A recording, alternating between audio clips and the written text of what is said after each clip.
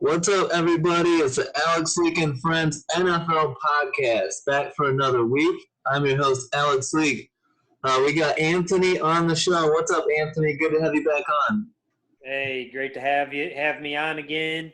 Can't wait to talk some Bears. Hell yeah, great game on Sunday, week 3, Bears at Falcons. Now, the last time you come on here before, and for the Bears season preview episode, if I were to tell you back then that the Bears would start the year 3-0, you had to be pretty hyped.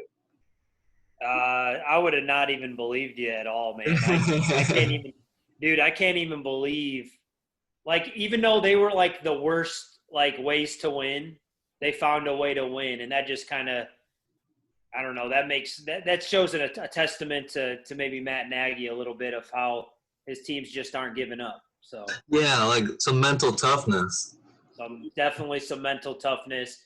I think this team is revamped. I think we're going in week 4 thinking, hey, we can maybe make some moves. I did hear they are working out Lamar Miller to take that Yep. Tyreek Cohen spot. So Yeah, a couple different running backs along with Lamar Miller. So it'd be nice if we add one of those guys to it, to the running back room. It sucks. I'm going to detail a little bit more on this, but losing Tariq Cohen the way we did for the season is a big blow to this offense. it's big, but the way we were using Tyreek Cohen, as a Bears fan, for me looking at it, and I'm not obviously in the locker room, but just being a Bears fan, like I really don't think they were using Tariq Cohen the way they maybe should have been. Maybe they needed to use him a little more in maybe space, maybe Yeah. bring him out of the backfield a little bit more. But Well, um, the thing you like about Tariq Cohen is how versatile he is. And I think Matt Nagy and this offense thrives on versatile weapons like Cordell Patterson and Tariq Cohen, the two most versatile. And Anthony Miller. Anthony Miller does those reverses and those sweeps. So losing Cohen does take a bit of it makes him a little bit more predictable than otherwise. yeah, But well, at least he got paid, right? He got yeah, he got yeah. paid and then hurt. So I mean, at least he got that. But I don't know. I just think maybe they were setting him up to use him later on for more of what you would think they would use Tariq Cohen for. But Yeah. uh, yeah, he's definitely it's gonna hurt to lose him. But And uh, the I way we think lost him too. The way we lost him sucks. Like just getting a guy blocked into your knee on a fair catch, like that's shitty. yeah, and you're seeing it a lot. And I don't know. You see a lot of knee injuries, and I'm kind of thinking, and I this is my theory, and I I think I talk from experience being out on one of those like fields that are turf that have like the rubber underneath that kind of kick up every once in a while. It's like Yeah. there's no give on that turf. Like Yeah. I remember I remember one time I snuck in. I was out of college like at least 3 or 4 years, but my buddy still went to Western Michigan University, and he said, "Hey, we need a quarterback for our intramural team. You want to use this Lance guy's ID, and you kind of look like him. Like you want to sneak in and play some intramural football?" I said, "Yeah, I do. That would be great." I was like, "If they will actually let me play, I will play." And he said, "My buddy, I forget what his name is. I think Gordy or Jordy or something like that. He was the equipment manager for Western Michigan University." Nice. And yeah, and he said, "Hey, we're getting rid of these." I said, "I don't have any cleats," because all the guys had cleats. And he was like, "I can get you some cleats. I work for the equipment room. They're getting rid of some Adidas cleats that the players used from last year, and these things were like brand new." Mm. And so I went out on the field, and probably like our second or third intramural game, I was just running, and I kind of got stuck in the turf. It's the same. It was indoor, but it was the same turf everybody uses now Yeah. because it's too expensive for grass. And I just making the wrong turn and getting stuck in that turf. There's no give like Yep. There's no give. grass, No normal regular grass. grass. Yeah. Yep. And my knee like almost buckled, and I was like, I've never experienced that in my life. And so I really think the fake grass is causing a lot of injuries. personally. Yeah, and I think the reason they go to that, like anything, is to save money and all that. But Yeah. like grass, you can't beat grass. And a lot of people were talking about MetLife Stadium, where both the Jets and Giants play. A lot of knee injuries there, and they were talking about how they call like the field like tacky or like almost sticky, to where like you described, there's no give, and your body's not used to it. You know, it's used to grass where there's at least some give there. Yeah. You would rather slide and hurt an ankle than ruin your whole knee and be done for the rest of your career. Yeah. So it's tricky, but I mean, you take a hit like Cohen did to the knee, and shit's gonna happen. And Yeah. so that's a tough blow. But You know, coming into this game, so the Twitter, and tell me if you heard this from the national media, but pretty much was no excuse for the Bears coming into this game. Like everyone's expectations was, let's go out and put up 30 to 40 points on this Falcons defense that was coming in without their top three corners. No Ricardo Allen, no Kendall Sheffield, no AJ Terrell, also no Julio Jones. So the Falcons were pretty decimated as far as injury goes on their roster. So the expectations were for the Bears to come in here and beat up on the Falcons. Did you hear that? I knew Julio wasn't playing. I did hear some people thinking, hey, the Bears should go in and pretty much decimate their defense, or at least do well against them. Yeah. I know their head coach, Atlanta Falcons head coach. I know he's a defensive-minded coach. So Dan Quinn. Dan Quinn. I felt like I knew he was going to have them prepared for the most part until Foles came in. I mean, I think Trubisky just honestly, like you talk. I've said this before. Like Trubisky's a 1-year college starting quarterback on a subpar North Carolina team. Yep. They got pretty much launched into being the next Elway, basically, based off his looks. Yeah. The way the way he plays, kind of like his stance, or posture. And he never really ever proved anything in college. So the pressure was already a lot on him coming in.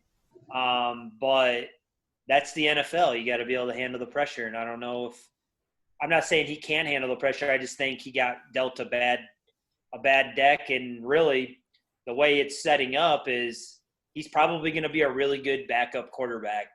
Yeah. Next couple of years. I fully expect to see Mitch Trubisky under center again at some point this year for the Bears, whether it be by performance or by injury.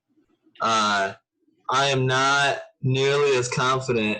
So for me, if you look at Nick Foles' career, he is great. He is perfect in that backup role when the defensive, when he can come in off the bench, come in late in the year, and when everyone's game plan is built around the other guy, and Nick Foles can come in and do very well. But when you ask Foles to start and give the keys to him to an entire offense for a whole season, it's very rare that he keeps it, that either by injury or performance. He got hurt. Both things happened last year. He got hurt week 1, then he came back. He kind of rushed back from injury, and then he got benched by Gardner Minshew for performance for 3 first-half turnovers against Tampa Bay. So it's going to be very interesting. I don't in any way think that we're out of the clear at the quarterback position. I love what he did against Atlanta, but I might get killed for saying this. I honestly believe if you kept Mitch Trubisky in this game, the same fucking thing happens. The comeback happens and the Bears win. Honestly. See, I don't think so. I don't. No way. Just Well, the only reason I say that is because Nick Foles, he's confident in what he does. He's a performer. He's like Joe Montana. Did you ever know Joe Montana was a terrible practice quarterback? He was terrible. He was third on the depth chart at Notre Dame. Like Joe Montana, everybody thinks some people think he might be was the GOAT, but we all know Tom Brady pretty much is the GOAT now. He was the GOAT of his era. Now Brady is, but Montana was the shit. He was the 1990s. Everyone was like, that's the GOAT. Yeah, I don't think I just don't think I think that it was a good call by Nagy to pull him, to put Foles in. Foles is an MVP Super Bowl quarterback, Mm-hmm. and I think the Bears, Nick Foles and Khalil Mack were the two best trades that the Bears have ever made all time. All time. All time. Well, I mean, it's hard to say because I think what you're doing is looking at you're seeing the upside here. You're looking at what Foles did at the end of that Falcons game, which again we should have done all game against three corners out. Mitch Trubisky should have been doing that all game, and he wasn't. But my point on Mitch with the comeback is what did he do week 1 against Detroit? The exact same thing. We waited until the fourth quarter and then threw 3 fourth-quarter touchdowns to beat the Lions. This Falcons secondary was just as decimated as that Lions secondary. Oh, yeah. I mean, they've had some cake. I mean, I don't want to say cake, but they've played 3 teams that are clearly not that good. Like, yeah. And defensively at least. And so I'm not going to come on here and say Mitch got done wrong. I'm not going to come on here and say Mitch Trubisky should be the starter because it's the NFL. People lose their jobs all the time based on performance. And you can't have a bad half and expect not to get benched. And I think part of the problem for Trubisky is that most of the time you want your GM and your head coach to be aligned on the draft pick, right? So they're both getting the guy that they want. The thing is that GM Ryan Pace drafted Mitch Trubisky and then hired Matt Nagy the next year. So Trubisky was never Matt Nagy's quarterback. Right. I agree. I agree with that. I just think, like you said, I don't think Mitch is out of the clear of not ever going under center again. Yeah. I think he may very well be able to do that, but it could be one of those years where Foles sneaks in, he performs very well, and he could get hurt, but he may just take him to the playoffs. You never know, and they may just keep going with him. Well, and I see no reason why if Foles stays healthy. There's no reason. This might be, hear me out here, this might be the best defense Nick Foles has ever had. Yeah, you're right. Maybe, yeah, close. I think so. I mean, talent-wise, for sure. Yeah. For sure. I mean, the Eagles always get going and play great defense, but the Bears, talent-wise, yeah, like you said, players on the field is the most talented. We don't know how any of these NFL teams really are going to be, other than maybe like a select few, because we had no preseason. Yeah. There's no getting into a rhythm until maybe like this week. We might actually see a lot of NFL teams get into their rhythm with the players they want to go with. Yeah, and the thing to be optimistic about, though, for a Bears fan is it hasn't been pretty. Absolutely not. But are we 3-0? Absolutely. And Matt Nagy's got the quarterback he wants under center going into week 4. Yeah. And in my opinion, the offense can only get better. And, you get to 4-0. You beat the Colts on Sunday, and we're 4-0 going into a primetime Thursday night game against Tampa Bay at home against Brady and the Bucs. That can be a hell of a game. I know. I'm excited because, obviously, we live not too far from Indy, and Chicago's right down the street, and so that's going to be. I always look forward to a Colts Bears game, especially after that Super Bowl where we lost. So it's always a rivalry, but I'm looking forward to it. T.Y. Hilton still hasn't scored a touchdown. All right, he's going to be. Michael Pittman is out. I didn't even know he had surgery. So really, that's a big loss. That's a huge loss.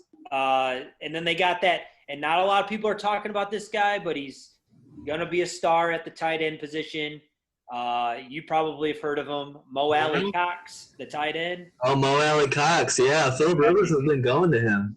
Yeah, and he looks good, and he's fast. Yeah, Indy's going to be no cakewalk. I mean, Jonathan Taylor, the rookie running back, has looked pretty good. Their defense franchise running back for sure. Yeah, and Their defense isn't bad. I mean, Darius Leonard, DeForest Buckner, those guys. So it's going to be a tough game. If I'm going to make my prediction early, I'm going to say the Bears get to 4-0, though. I think so, man. I think they're feeling pretty confident. I don't know. So are the Colts, but I think they're gonna. I think didn't the Colts blow out the Jets though? They played a bad team. Yeah, the Jets are terrible, though. The Jets might be the worst team in football. Yeah, they blew them out. And we're all lucky to get to watch the Jets and Broncos on Thursday night. That should be a barn burner. Right? Yeah. Yeah, dude. I feel bad for the Broncos. The Broncos are just decimated everywhere. So. Yeah, it's got to be pretty bad when you're bringing in Blake Bortles midseason. Yeah. Blake Bortles.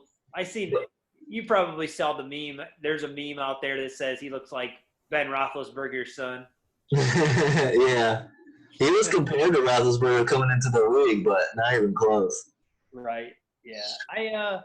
I don't know. I think the Bears are going to be really hyped up for this game. I think both teams really will be, but the Bears for sure with the quarterback switch. And I mean, even though we only saw Foles play a little bit, you started to see where he aired it out a lot more than Mitch Trubisky, and he was making those reads like to Jimmy Graham, who got 2 touchdowns. Like, he was like non-existent, basically. He was like a red zone only target.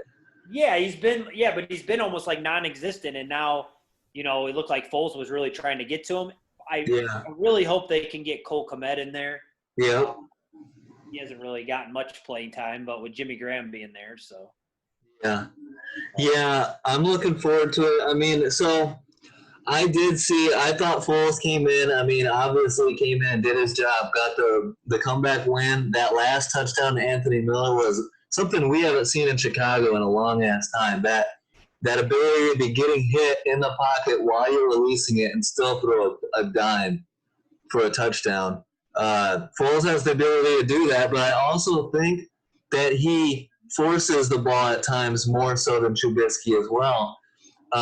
If we're going to say Foles could have thrown 5 touchdowns in this game, he also could have thrown 3 interceptions. There was one time where he forced the ball into triple coverage to Jimmy Graham. That worked out because Jimmy Graham caught the pass. And there was another instance where he could have thrown a pick, and he did throw that one on the 2-point conversion. But, you come away with a win, a comeback win like that when we were down 26-10 and they had pretty much closed the door on us. You got to be happy and you got to be excited about the future. So. Yeah. No, I mean, I think in the NFL you kind of gotta take those chances. I think Mitch Trubisky maybe doesn't necessarily take those chances as much. He's gotten a lot better, though. I'll tell you that he's gotten a lot better. Yeah, I think personally, but he's still learning. He's still learning the game. You can see he's still. Yeah, he's a work in progress, and I think Nagy's at the point where he would rather have a guy that's more complete that can run his offense. Nagy has worked with Foles twice before with the Eagles and the Chiefs. So he knows Foles. Foles knows the system. All the coaching staff on the offensive side of the ball, a lot of them have worked with Foles before. So it's a very familiar system. So I can completely understand the comfortability between Nagy and Foles, which leads me to this question. Why did Mitch Trubisky win the job in training camp? And that, to me, keeps going back to Ryan Pace not wanting to admit that it was a mistake drafting him. Yeah, could be a combination. And there's a lot of players out there that are performers. When it matters, they perform. Maybe he just wasn't as good of a practice quarterback. He's getting all the kinks worked out. Yeah, and Mitch had the advantage of familiarity with these receivers and working with them in the offseason. Foles did not. And so his first introduction to these guys was in training camp. So, Mitch had more familiarity and was able to win the job. But, we'll see. Now, what's your take on this? I mean, we missed where's your trust level with kicker Cairo Santos right now? He's okay. He's just Yeah, okay. He's not a. He's probably a lower end kicker that we have. I mean, I don't yeah, know.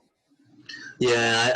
Not anything I special. think we're gonna lose a game on a missed field goal kick at some point this season, which I hate it, but you can see it coming from a mile away. I don't trust Cairo Santos at all. I refer to him as Cairo Parkey. Yeah. Um, and Eddie Pinheiro, I've referred to him as Eddie Parkey because, in my opinion, we haven't fixed the kicker position, and we're still have a liability out there at the kicker. So Cairo's done okay this year so far, but he's inconsistent, and the reason he was available in free agency is because he had a rough year last year. So Yeah. Yeah. He's all right. We'll see. I mean, you like you said, we might lose a game because of him missing a kick, but I think the most important thing is that quarterback position, and I think in the NFL you see that everywhere. Like, just any team, if your quarterback's good and they're on, then you're going to be good. It almost doesn't even matter as much that the defense is doing great as long as the offense can stay on the field and keep driving. yeah, Yeah. I would say this. I mean, you referenced quarterbacks taking chances. I'm much more on the side. This is one of the reasons why I like Mitch Trubisky is that he didn't turn the ball over often. What is killer is when Trubisky would turn the ball over because he's such a bad quarterback that he can't survive the turnovers. I think in today's NFL, protecting the ball is more important than ever Yep. because you know most possessions end in points, or at least they should. So if you're giving a team, an extra possession on top of maybe great field position, then you're putting your defense in a really tough position. But we'll see. Foles also has the ability to throw it and put up more points than Mitch, so you get a little bit of both. Now, what's your opinion? Bears' run defense hasn't been as good as I've wanted it to be. It used to be the strength of this defense, and now this year so far, we've been gashed by not only Adrian Peterson, but the running back for Todd Gurley had a pretty good day. Um, Yeah. what do you Uh, think of the Bears' run D, and why is it? I don't know why we're kind of struggling to stop the run. well, I do know. Well, I do know Khalil Mack. From what I hear, he's battling a little bit of a knee injury. Mm-hmm. So there's a little bit of that. I think there's some of these guys are beat up by the third game. Um, it's got to be. I mean, just like anything else, I mean, it's got to be communication. I think a lot of it is the communication part. Working with, the entire defense, really, really just staying home, doing good assignment football. I mean, that's like any coach out there that'll say, "Why are we not playing?" Anybody that asks, "Why isn't your team playing good defense or a good offense?" They're not playing assignment football. They're not Yeah. or they're just not communicating with each other, and they're not meshing together. Because it's really, I mean, if you want to think about it, like being a defense, it's almost like a dance. Like everybody's got a place to go and a place to be and a thing to do, and if you don't do it and you're just off just a little bit, guess what? I mean, there's going to be that hole. There's going to be that 20-yard gashing run, and then in the Yeah. NFL, these guys are so fast. It's like even if you just mess up just a little bit, and you give them a little crease, I mean, they're off to the races. You're gone. I mean, you're done. So Yeah. Yeah, I think that we lost some decent defenders this offseason. We lost Nick Kwiatkowski, a good linebacker that was pretty good against the run. We lost Kevin Pierre-Louis. We lost Nick Williams. And then COVID opts out. A big piece of why we're struggling against the run, I think, is Eddie Goldman opting out for the year. And that's why I'm hoping. Tell me if you're interested in this. Without Eddie Goldman and kind of allowing a little bit of a run, I would love to see the Bears bring in Damon Snacks Harrison. yeah, that would be. I mean, that would help quite a bit. I'm sure they need somebody big like that. Like back in the day when they used to have We call it, you used to call it Keith Trailer, Tractor Yeah. Trailer. Yeah, Tractor Trailer, Ted Washington. Ted Those guys. Washington, those two guys, those were Yeah. Big Cat Williams, Tommy Harris. Tommy Harris Tommy, in his prime was a monster, man. dude, Tommy Harris was as good as it gets as a DT and in his prime. I mean, Yeah. man, that defense was good. If we could have that defense right now, man, with Urlacher and Briggs, that was nasty. That was a nasty defense, man. I remember Rex Grossman was just so terrible, and you were just like, you always felt you had the chance to win because you were like, yeah, that defense is at least getting 3 takeaways this game. Yeah. It's funny how, like, as a Bears fan, 10 years ago, 20 years ago, 30 years ago, the narrative continues the same. Elite defense, no quarterback. Yeah. I don't know what it is, man. Jay Cutler's the same way. Jay Cutler's I hope Mitch Trubisky doesn't become this, but he certainly is starting to look like a Jay Cutler out there if he does this for another 2, 3, 4 years. Like he's going to be a Jay Cutler. Big, like kind of a gunslinger, really talented, really thought he would be like this huge, great, awesome quarterback in the NFL. And honestly, Jay in his early years was probably a lot better than where Mitch Trubisky is right now. Yeah. Jay Cutler's first 2 years were a lot better, I think, personally. But he's starting to turn into that. I mean, even like Rex Grossman, Cade McNown, Jim Miller. I remember when we brought in Miller because we were just excited we had a quarterback that could actually throw the ball a little bit. And we used to say Miller time, So. Yeah. Well, I hope Foles, I mean, who knows? Foles gives you that upside, that, like, ability to think big, something we haven't had in a while, that maybe this offense, can take a step and be a decent offense. Yeah, I think the Eagles made a big mistake. I think a guy that gets MVP and wins them a few games during the season when Carson Wentz is out and hurt and pretty much does it in a great fashion is just a gamer. Like, dude, give that guy the contract. Don't – like, I know Carson kind of got you there, but, like, that guy is got something. He's got the it factor. I don't think Carson Wentz would be – I don't think we'd be sitting here today saying the Eagles won and that Carson Wentz was MVP in the Super Bowl. Like, I don't know. I mean, it's tough because Carson Wentz has absolutely struggled to start the year. Yeah. I don't know what to make of that, but, I just look at Foles. I mean, so a stat that I like to bring up is that Foles hasn't started more than 8 games in a season since 2015. That's to show. He's played a whole season. I mean, that's the thing. Yeah, and he's been, whether a backup or, because he got that 1 year in Philly where he started out the year, week 1 and shit. So, and then he got Jacksonville. I mean, you look at the Jaguars. They chose Gardner Minshew over Nick Foles. So that says a lot right there. I mean, I like what Nick Foles did, but I can't go all in on Nick Foles being, my thought is hopefully Foles can get us to the playoffs. We'll see. If you got Foles in the playoffs, you have the potential to do anything. You have the potential to go on a special run, especially with this defense.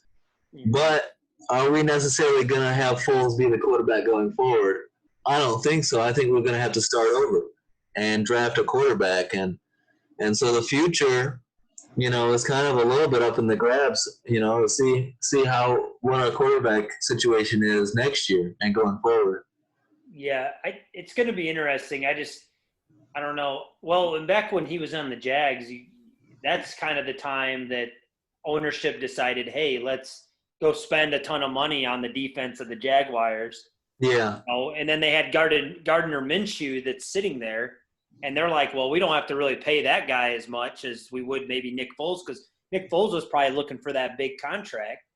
And, they gave him quite a bit. I think it was a 5-year, $88 million deal, something like that. And then in the trade to Chicago, he was willing to renegotiate a decent amount of that and save us some headache there. And I think it calms or it quiets a big part of the fan base that was saying you're paying that much money to a backup quarterback. And so putting him out there, at least you're getting your money's worth out of the quarterback position. I do think it does a lot. Like, Allen Robinson, having a quarterback like Nick Foles, I expect to see more out of Allen Robinson going forward. He had 10 catches, 123 yards, and a touchdown. 6 catches, 60 yards, 2 touchdowns for Jimmy Graham. I think we'll see more out of Graham, Anthony Miller. So I understand the decision. Yeah. My biggest thing is this. I think one of the biggest reasons the Bears are 3-0 is because Matt Nagy has been much more disciplined in his play calling department, running the ball on early downs and a much more balanced offense. My concern that with putting Nick Foles in there is he's going to become pass happy once again, get away from the run, and then what happens if Foles has a rough day and we're unbalanced? That's my biggest thing about being balanced on offense is the heart of this team is on the defensive side. That's the most talent. So why not play to the defense's strength and keep them rested? I want to see them continue to feed David Montgomery is pretty much what I'm getting at. They should. Yeah, they need to get him the ball. He's one of those guys, he wears a defense down. You could give it to him 20 times and he would be fine. Because he might struggle a little bit in the first half, but come fourth quarter, those are 8 to 10 yard chunks instead of 2 to 4 yards. Right, and that was one of the reasons they drafted him was because of how many tackles he was able to break after contact. I mean, that was one of the big reasons they did draft him from Iowa State. They had looked into that when he played college. He had the most broken tackles out of any running back. So yeah, and I think this is because we were coming back from such a large deficit. But Nick Foles, 29 pass attempts in the second half alone. That's got to go to we were down big points, but I do want to see us continue to get David Montgomery touches, especially in the running game, but also in the passing game because he's got good hands. Oh, yeah. I think we got to get him. I think we got to get him more involved. I think we got to get maybe the young Cole Kmet involved a little bit more. Kind of use Jimmy Graham as a decoy and use some two set tight ends. Yeah. The defense has got to get some more turnovers. Like we've been doing good. Akeem Nicks is tied, I think, for second or third on sacks. So he's killing it. And the thing is, it sucks because Khalil Mack had a forced fumble sack in this game that got called back for a stupid penalty. We had some takeaways. We've had some more takeaways this year, but they've been called back by penalty and stuff. If we can correct that, then the defense is showing signs. Khalil Mack, Akeem Hicks, and it was nice to see our safety Tashawn Gibson get that game-winning interception. Yeah. I'm a big fan of – have you seen Jalen Johnson? I mean, he made the game-winning pass defense against Detroit, and he looks like a future star in my opinion. The Kyle Fuller, Jalen Johnson secondary corners, it looks pretty good. Oh, he's good, man. And Eddie Jackson or whatever, he might be one of the best safeties in football right now. I agree. He should have had that pick six against the Giants, but they called it back on pass interference. Another bad call. Yeah, I mean, if Notre Dame could, or if the Bears could pick up Notre Dame's Kyle Hamilton in a couple of years, I think Eddie Jackson will have Kyle Hamilton. Set. Be set. Bears Colts on Sunday. 3-0 Bears, 2-1 Colts. A good opportunity for us to get to 4-0 at home. Nick Foles will get the start. I got high expectations. I truly do believe we go in there and get to 4-0. Phillip Rivers is a little bit of a statue back there. I know Indy's offensive line is great, but if we can get some pressure on Rivers, he's been known to throw some interceptions. Maybe we get a pick six off of him. I think we can get this win over the Colts, get to 4-0, and set up a huge Thursday night game. Do you think the Bears can get this win? I think so. I think it's going to be a closer game than people think, but maybe Yeah. I think we'll win. If I had to put a prediction out there, I think the Bears will win 31-24. Okay. Yeah, by a touchdown. Yeah, it should be a lot of fun. I can't wait. For the Falcons, I mean, a tough game. They fall to 0-3. Dan Quinn's got to be on the hot seat, about to get fired. I mean, I don't know what to say about that. If you're a defensive coach and you're continually blowing double-digit fourth-quarter leads, something's wrong. And for some defensive coaches, they're like, well, our offense stinks. You got Matt Ryan and Calvin Ridley and Todd Gurley and Julio Jones over there. There's no excuses. Yeah, I agree. He's gone after this year. I don't think he'll be back. I think he'll get a new coach. He'll have to. We'll see. Oh, and back to the defense. The Bears, they lost Leonard Floyd, which, that was a kind of a big loss for them, but I think they kind of had to get rid of him. Yeah. Money issues and stuff. Yeah, and he wasn't quite as productive as we wanted him to be. Always a lot of upside, but not enough production.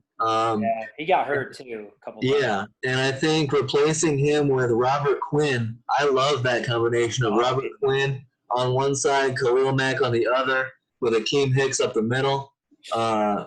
If we can figure out, stop the run a little bit more, our defense hasn't really shown its full potential yet this year, but maybe it will against Indy and maybe against Tampa Bay. 2 home games coming up. Man, imagine if we can come out of this 2 weeks from now at 5-0.